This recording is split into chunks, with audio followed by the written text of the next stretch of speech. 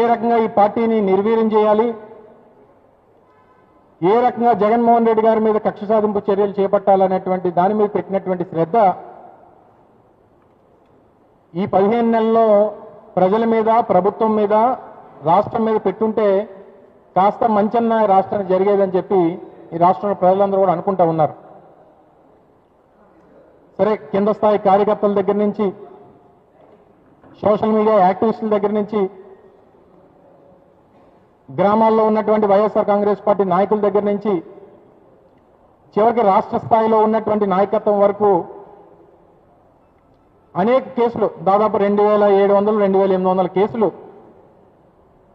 ఈ గత 15 మాసాల్లో ఈ ప్రభుత్వం పెట్టింది.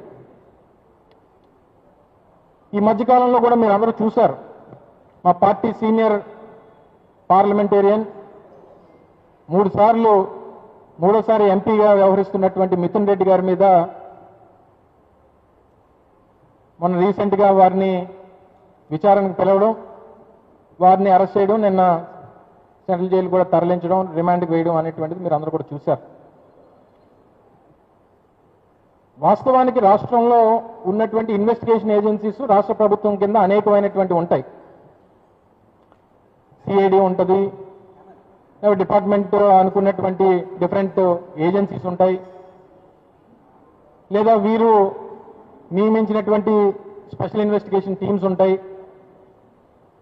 ఈరోజు ప్రధానంగా నడుస్తున్నటువంటి ఈ సిట్ ఎంక్వైరీ, ఈ లిక్కర్ దాని మీద ఏదైతే ఈ అక్రమ కేసు ఏదైతే ఉందో,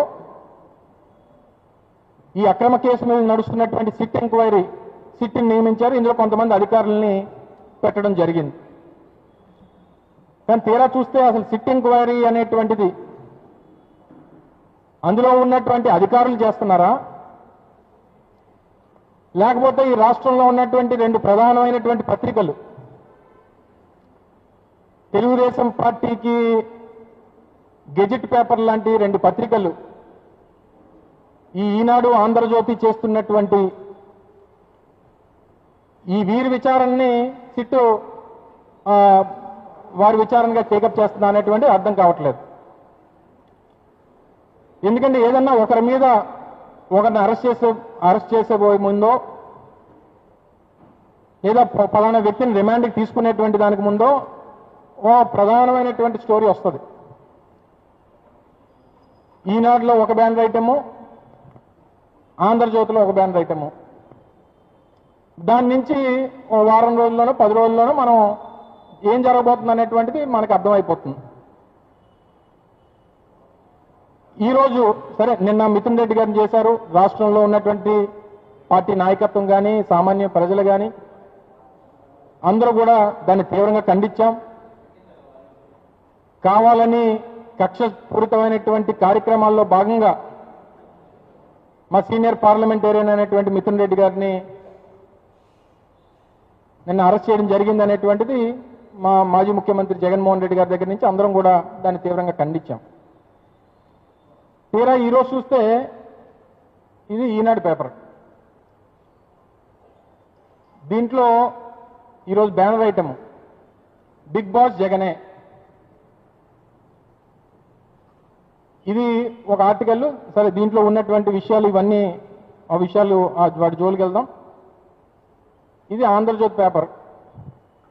దీంట్లో కూడా దీనికి ఒక సపరేట్ ముడుపులు మూల విరాట్కే అని చెప్పి ఇది ఒక ఆర్టికల్. ఛార్జ్ షీట్లో ఏం రాయాలో,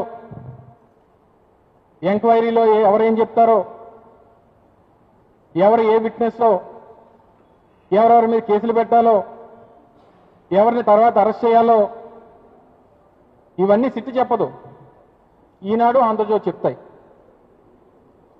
ఈనాడు, ఆంధ్రజ్యోతి చెప్తే దాని ప్రకారం సిట్ ఎంక్వైరీ నడుస్తుంటుంది. దాని ప్రకారం అరెస్టులు ఉంటాయి. దాని ప్రకారం కక్ష సాధింపు చర్యలు చేపడతాం. దాని ప్రకారం మా ఇన్వెస్టిగేషన్ నడుస్తుంది అనేటువంటిది ఈరోజు రాష్ట్రంలో కనబడతా ఉంది. ఎంత అన్యాయంగా కేసు నమోదు చేశారంటే, సహజంగా ప్రభుత్వం నడుస్తున్నప్పుడు, ప్రభుత్వం అనేటువంటిది ఏర్పాటు అవడమే రాజకీయ నాయకులు, అంటే ఒక రాజకీయ పార్టీ ప్రభుత్వం ఏర్పాటు చేస్తుంది. సహజంగా రాష్ట్రంలో ఉన్నటువంటి డిపార్ట్మెంట్స్ అన్నీ కూడా ఆ ప్రభుత్వం కింద నడవాల్సినటువంటి పరిస్థితి ఉంటుంది. అందులో ఉన్నటువంటి అధికారులు నాయకులతో మాట్లాడుతుంటారు, నాయకులు అధికారులతో మాట్లాడుతుంటారు. సహజంగా అధికారం ఉన్నప్పుడు మా వ్యక్తిగతమైనటువంటి సిబ్బంది పర్సనల్ సెక్రటరీలో, ఓఎస్డీలో, లేక పర్సనల్ అసిస్టెంట్లో వారితో సహజసిద్ధంగా రోజువారీ వారితో కమ్యూనికేషన్ అనేటువంటిది ఉంటుంది. ఇంకా మెయిన్ సీఎంఓలో అయితే సహజంగా అన్ని డిపార్ట్మెంట్స్తో ఎప్పటికప్పుడు మాట్లాడుతూ ఉండడం అనేటువంటిది సహజంగా ఏ ప్రభుత్వంలోనూ నడుస్తుంటుంది.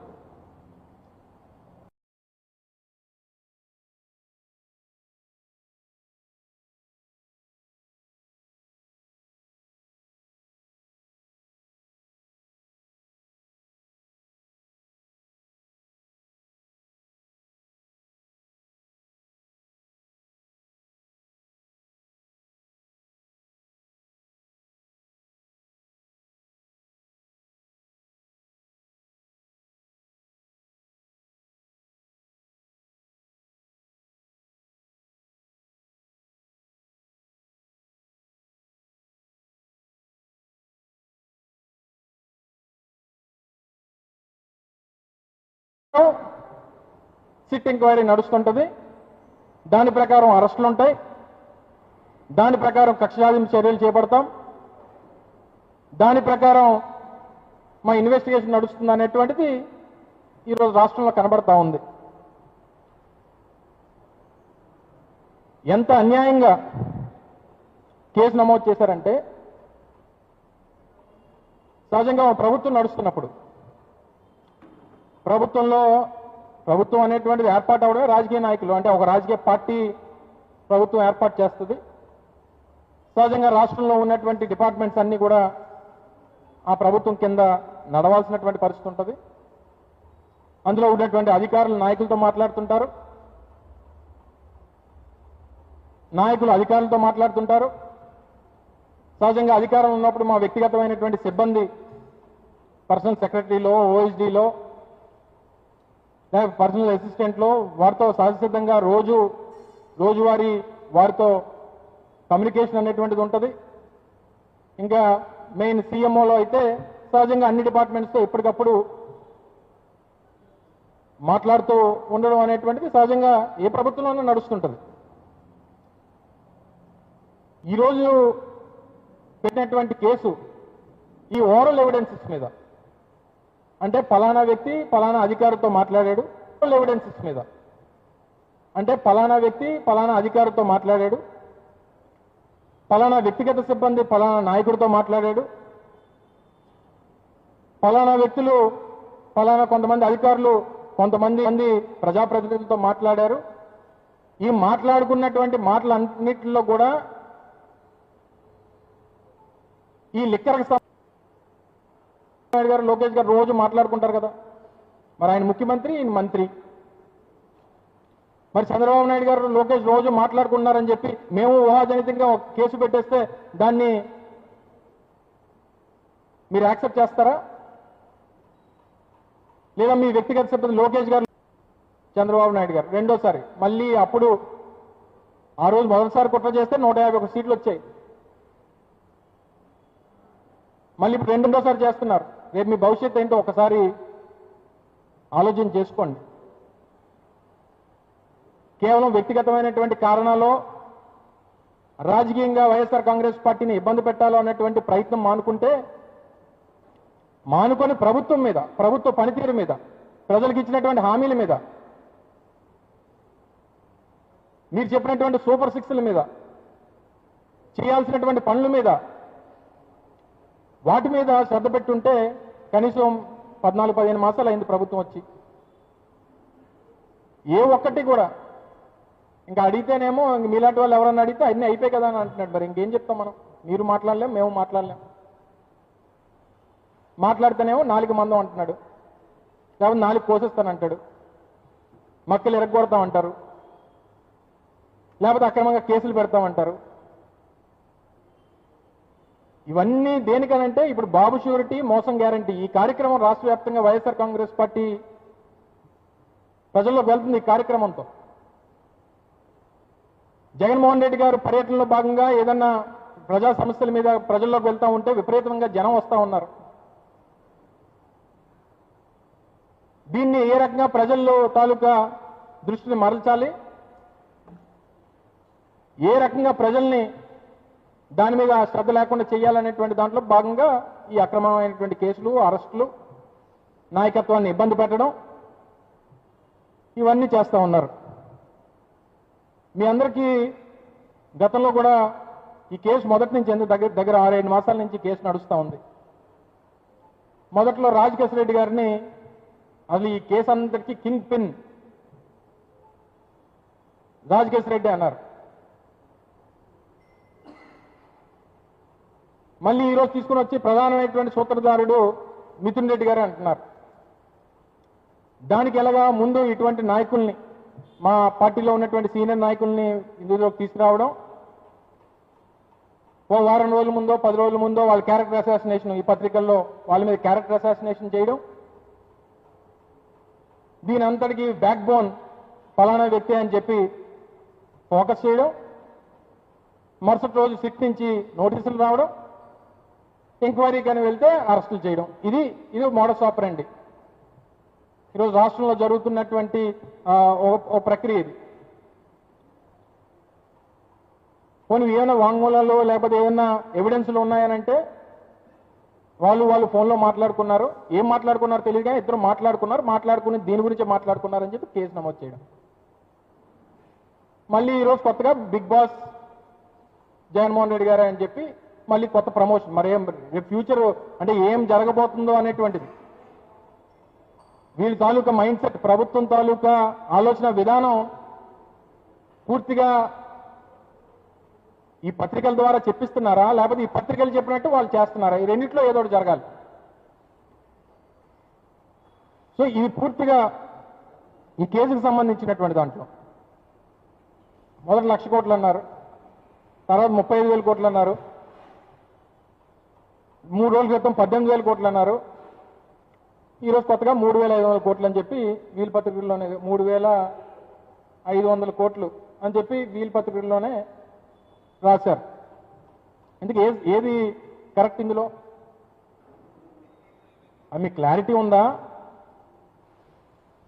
లేదా అక్రమంగా కేసు పెట్టారు కాబట్టి ఏదో నెంబర్ చెప్పాలి, బాగున్న నెంబర్ చెప్తే ప్రజలకు ఎక్కిపోద్ది.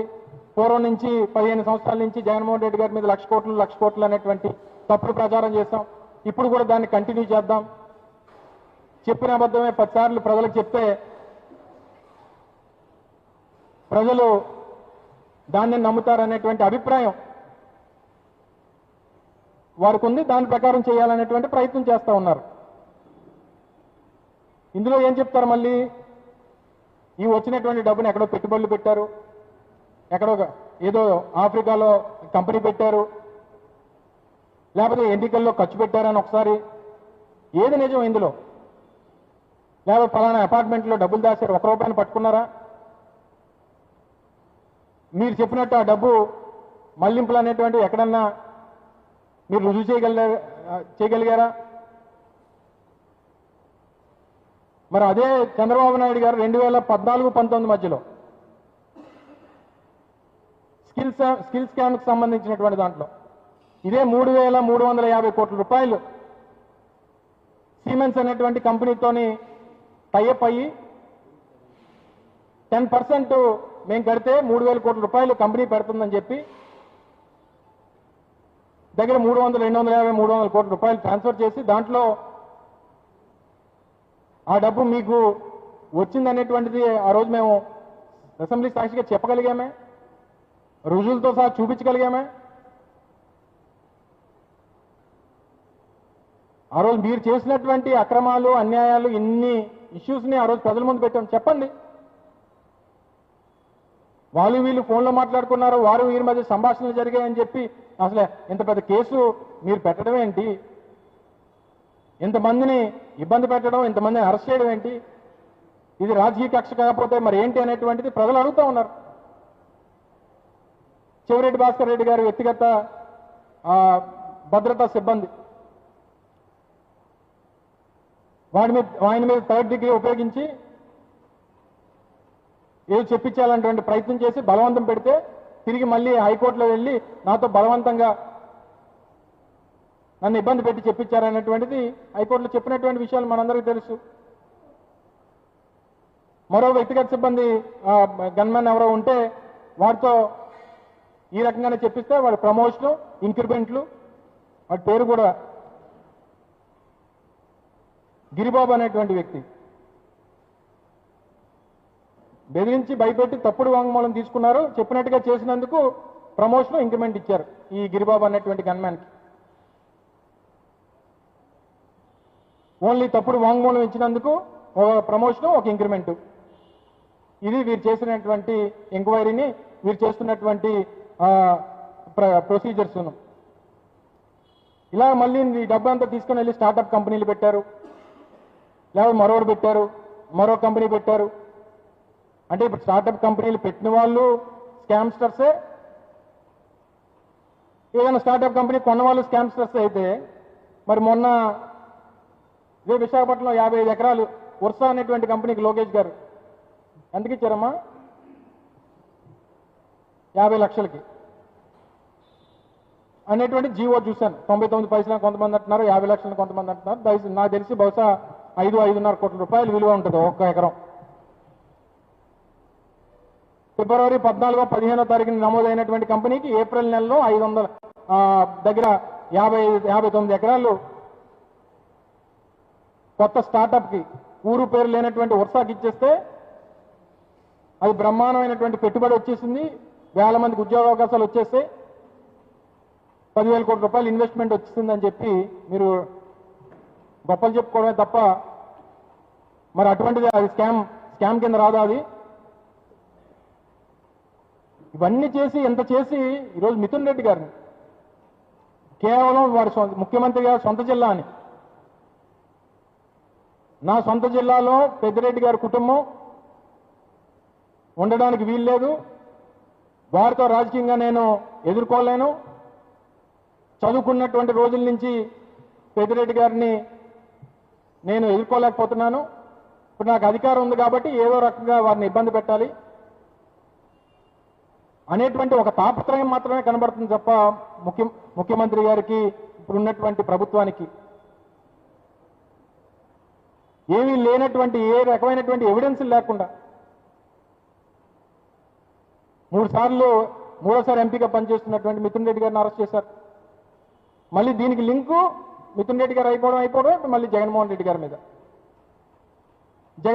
గారి మీద ఈ రకంగా తప్పుడు కథనాలు రాయడం, ఆయన్ని మళ్ళీ అంటే దీని ప్రకారం మళ్ళీ జగన్మోహన్ రెడ్డి గారిని కూడా ఏదో రకంగా అరెస్ట్ చేయాలనేటువంటి ప్రయత్నం కనబడతా ఉంది. దీనికి మళ్ళీ బిగ్ బాస్ జగన్. దేనికి బిగ్ బాస్ జగన్? ఈ రాష్ట్రంలో అనేక వ్యవస్థల్లో మార్పులు తీసుకుని వచ్చి అనేక అభివృద్ధి కార్యక్రమాలు చేసి పోర్టుల నిర్మాణం, ఎయిర్పోర్ట్ నిర్మాణం, మెడికల్ కాలేజీల నిర్మాణం, ప్రభుత్వ పాఠశాలల నిర్మాణం, గ్రామ సచివాలయ వ్యవస్థలు, ఇలాగ అనేక రకాలైనటువంటి మార్పులు తీసుకొచ్చిన దాంట్లో బిగ్ బాస్ జగన్. చంద్రబాబు నాయుడు గారు నా ఉద్దేశంలో ఆయన బిగ్ బాస్ దేనికంటే పిల్లనిచ్చినటువంటి మామని వెన్నుపోటు పొడిచి ఆ పదవి లాక్కోవడంలో బిగ్ బాస్ చంద్రబాబు నాయుడు గారు. అది రాజకీయంగా కుట్రలు, కుతంత్రాలు, వెన్నుపోట్ల మీద రాజకీయంగా ఎదిగినటువంటి దాంట్లో బిగ్ బాస్ చంద్రబాబు నాయుడు గారు. తను ముఖ్యమంత్రి అయినటువంటి తొలినాళ్ళలోనే ఏలేరు స్కామ్ మీ అందరికీ తెలుసు. మహా అయితే ఎకరానికి, మీ అందరూ వ్యవసాయ కుటుంబాల నుంచి వచ్చారు, మనకు కాస్త అవగాహన ఉంది దాని మీద. ఎకరానికి ఎన్ని చెట్లు ఉంటాయి? కొబ్బరి చెట్లు 40 నుంచి 50 మ్యాక్సిమం. కానీ ఏలేరు స్కాము అప్పట్లో రైతుల దగ్గర నుంచి కొట్టేసినటువంటి డబ్బుల్లో ఎకరానికి 1000 చెట్లు చంద్రబాబు నాయుడు గారి హయాంలో ఆయన ముఖ్యమంత్రిగా ఏలేరు స్కాము. 7 కేసుల్లో బెయిల్ మీద ఉన్నాడు చంద్రబాబు నాయుడు గారు. స్టే తీసుకుని వచ్చి బెయిల్ మీద ఉండి ఈరోజు మా అందరికి నీతులు చెప్తుంటారు. ఈ స్టేలు తీసుకొచ్చిన దాంట్లో బిగ్ బాస్ చంద్రబాబు నాయుడు గారు. ఆపద్ధర్మ ముఖ్యమంత్రిగా అంటే 2003లో అనుకుంటా అక్టోబర్ 1వ తారీఖున ఆయన మీద బాంబ్ బ్లాస్ట్ జరిగితే సింపతి వస్తుందని చెప్పి ముందస్తు ఎన్నికలకు వెళ్ళాడు. సహజంగా ఆపద్దర్ ముఖ్యమంత్రిగా సంతకాలు చేసేటువంటి పవర్ ఏదన్నా రొటీన్ ఫైల్స్ ఉంటాయి తప్ప ఐఎంజీ భారత అనేటువంటి సంస్థకి ఢిల్లీరావు 400 ఎకరాలు ఇచ్చి దాంట్లో ముడుపులు తీసుకున్నటువంటి దాంట్లో బిగ్ బాస్ చంద్రబాబు నాయుడు గారు. ఎమ్మెల్సీలు కొనుగోలు చేశారు కదా ఇద్దరు ముఖ్యమంత్రులు కలిసి. మన దురదృష్టం ఏంటంటే అక్కడ ఇక్కడ ఇద్దరు కలిసి ముఖ్యమంత్రులు 50 లక్షల రూపాయలు బ్యాగ్తో తీసుకొని వెళ్ళి ఒక ముఖ్యమంత్రి ఇవ్వడం, ఇచ్చిన దానికి నీ వెనకాలలో నేను ఉన్నాను, మన వాళ్ళు బ్రీఫ్డ్ మీ అని చెప్పిన దాంట్లో మన ముఖ్యమంత్రి గారు సాక్ష్యం. వీళ్ళిద్దరూ కలిసి ఇలాంటి కుట్రలు కుతంత్రాలు చేయడంలో బిగ్ బాస్. మీ సినిమా డైరెక్షన్ల కోసం లేకపోతే మీ పబ్లిసిటీ స్టంట్ల కోసం 30 మంది ప్రాణాలు పణంగా పెట్టినటువంటి దాంట్లో మీ పబ్లిసిటీ కోసం ఎంతమంది ప్రాణాలు పోయినా సరే లెక్క చేయనటువంటి దాంట్లో బిగ్ బాస్ చంద్రబాబు నాయుడు గారు. ఇవన్నీ రాయాల్సింది ఈనాడు పేపర్. మా బిగ్ బాస్ చంద్రబాబు నాయుడు గారు ఇవన్నిటిలో ఆరితేరిపోయారు, వీటన్నిటికీ బిగ్ బాస్ మా చంద్రబాబు నాయుడు గారు అని చెప్పి రాసుంటే బ్రహ్మాండంగా ఉండేది. మొత్తం సేలు ఒకసారి పెరిగిపోయేది రాష్ట్రం అంతా. ఎంతకని 15 సంవత్సరాల నుంచి పడుతున్నారు బాధలు. 15 సంవత్సరాల నుంచి పాపం ఎన్ని బాధలు పడుతున్నారు. అలాగే అమరావతికి సంబంధించి Amaravati ring road alignment, Amaravati భూముల కొనుగోలులో ఇంత పెద్ద స్కామ్, దేశంలోనే అతిపెద్ద స్కామ్ అది. ఇంత పెద్ద స్కామ్ చేయడంలో బిగ్ బాస్ చంద్రబాబు నాయుడు గారు. మనం చూసాం ఈ మధ్యకాలంలో ఈ ప్రధానమైనటువంటి నగరాల్లో చెన్నై కానీ, ముంబై కానీ, హైదరాబాద్ కానీ ఇవన్నిట్లో వర్షం పడితే పెద్ద ఎత్తున పడితే 3-4 నెలలు పనిచేయడానికి కూడా ఉండదు అక్కడ. మళ్ళీ అటు గొప్ప అమరావతి, మరి అది పెద్ద స్కాము. ఇంత వెనకాల ఇన్ని కుట్రలు కుతంత్రాలు స్కాములు అవినీతి ఇంత పెట్టుకొని ఇంకా దేనికి ఎంత కక్ష సాధింపు. 16 మెడికల్ కాలేజీలు ఆ రోజు మేము 17 మెడికల్ కాలేజీలు తీసుకుని వస్తే వాటిని అమ్మకానికి పెట్టావు. 3 కోట్లు కడతా ఉంటే వాటిని అమ్మకానికి పెట్టావు. ఇచ్చినటువంటి హామీల్ని పూర్తిగా గాలి వదిలేసావు. కేవలం ఏదో రకంగా కేసులు పెట్టి పార్టీని ఇబ్బంది పెట్టాలి, మాట్లాడకుండా చేయాలి, ఏదో రకంగా వైఎస్ఆర్ కాంగ్రెస్ పార్టీని భూస్థాపితం చేసేయాలి అనేటువంటి మీ ధోరణి ఉందో అది మీరు బ్రతికుండగా జరగదు చంద్రబాబు నాయుడు గారు. మీరు కాదు కదా, నీ కొడుకు బతుకున్నంత వరకు కూడా అది జరగదు. వైఎస్ఆర్ కాంగ్రెస్ పార్టీని భూస్థాపితం చేయడం అనేటువంటిది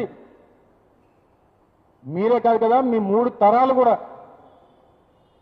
వైఎస్ఆర్ కాంగ్రెస్ పార్టీని జగన్మోహన్ రెడ్డి గారు చేయలేవు అనేటువంటి విషయాన్ని మరొకసారి ఈ సందర్భంగా మీ ద్వారా తెలియజేసుకుంటూ ఇప్పటికన్నా ఇటువంటి కుట్రలు కుతంత్రాలు మానేసి మీరు నిజంగా ఏదైనా రుజువులు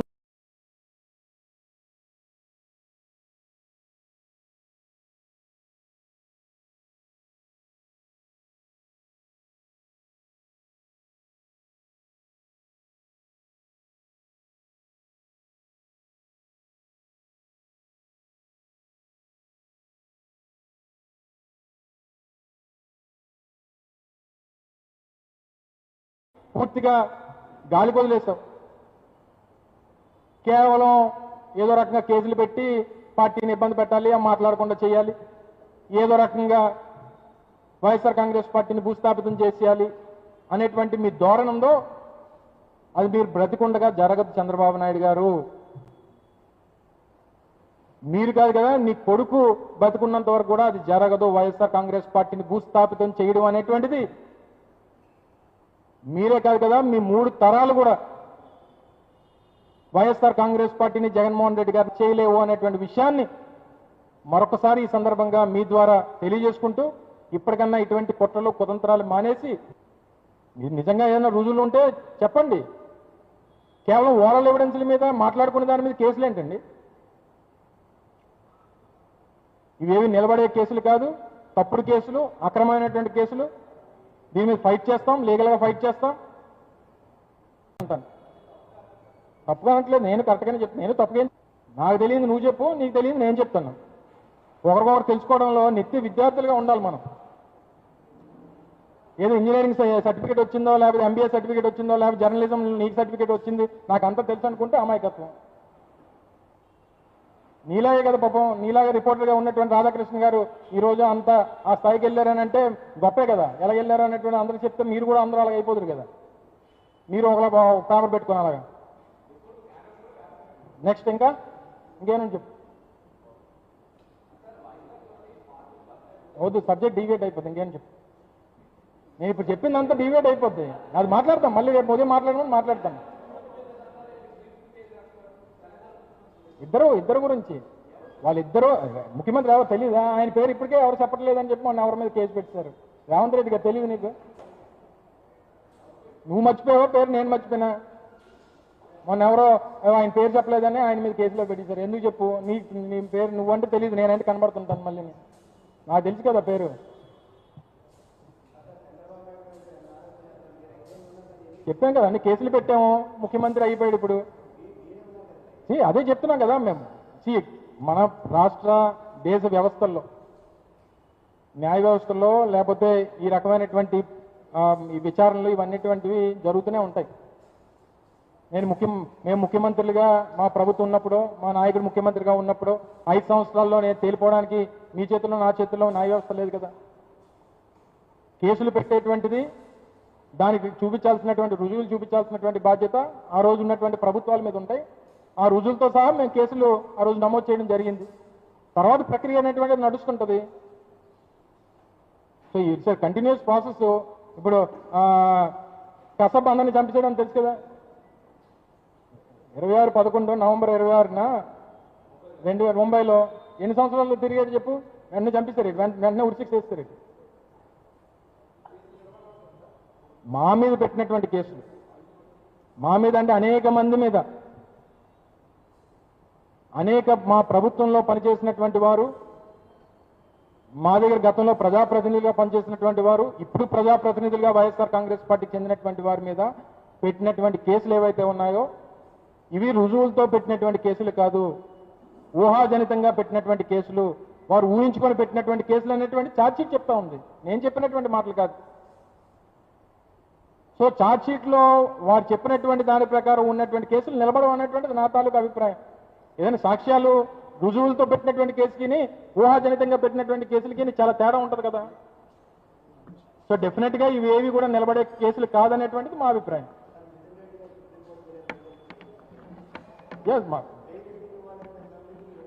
అందుకనే కదా బెయిల్ ఇవ్వలేదు, అందుకని హాజరయ్యాడు ఆయన. బెయిల్ ఇవ్వలేదు, నువ్వు అన్నట్టే యాంటిసిపేటరీకి వెళ్ళాము, ఇవ్వలేదు, ప్రాసెస్ ప్రకారం అటెండ్ అయ్యాం కదా. సో మా తాలూకు ఏంటంటే వీళ్ళు అక్రమంగా కేసులు పెడుతున్నారు, సరైనటువంటి వాస్తవాలు రుజువులు లేకుండా కేసులు పెడుతున్నారు, మమ్మల్ని ఇరికించాలని చెప్పి చూస్తున్నారు అనేటువంటిది మా తాలూకు వాదన. సరే, న్యాయస్థానం ఇచ్చినటువంటి తీర్పు ప్రకారం మాకు వ్యవస్థల మీద ఉన్నటువంటి గౌరవంతో విచారణకు వెళ్తున్నాం. అక్రమంగా అరెస్టులు చేస్తున్నారు, మళ్ళీ ఫైట్ చేస్తాం. సో నిలబడేటువంటి కేసు ఉండాలి కదా, కేసు రుజువులు ఉండాలి, సాక్ష్యాలు ఉండాలి. దానికి గ్రౌండ్ లేకుండా ఏ రకంగా కేసులు పెడతారు అనేటువంటిది మా తాలూకు వాదన.